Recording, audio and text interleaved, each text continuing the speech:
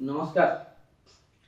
थरे भावंतु जे नवीन पटनायक जदि make in Odisha conclave को जाई थांते केमिति होई थांता। मु कोनोसी दल को सपोर्ट करिकि कहूनी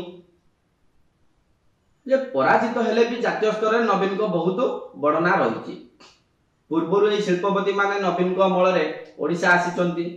आ आम राज्य काहेकि कोनोसी राज्य रे जदि विरोधी एवं शासक एकाठी होई शिल्पपति और पुंजी निवेशकारी माननकु गोटिए मंच रे बसी निमंत्रण करिथांते केमिति होई थांता। आपण माने थरे भाबंतु दुई दलर मुखिया विरोधी हो पछे जदि गोटिए मंच रे बसी पुंजीपति माननकु डाकी थांते तले केमिति होई थांता।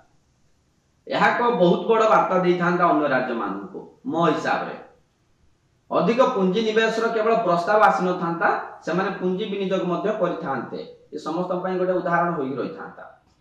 कहीं कि ना मेक इन ओडिशा कॉन्क्लेव बेले भी मध्य आपण प्रस्ताव कथा सुनिथिले आ एबे भी प्रस्ताव कथा सुनुचंती। किंतु ये प्रस्ताव आसीबा आ याकू विनियोग करबा ये बहुत तफात अछि। किंतु राजनीतिक दलर लोक माने केवल रुटी सेकिबा जानिछंती।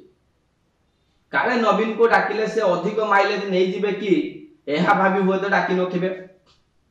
समस्त नजर थिला काले नवीन को डका जिवो कि कहीं कि ना कंपनी तांको आड़ को ढली जिवे कि कंपनी न आसिले नाही, किंतु नवीन जेमति न आसंतु या ही करा गला।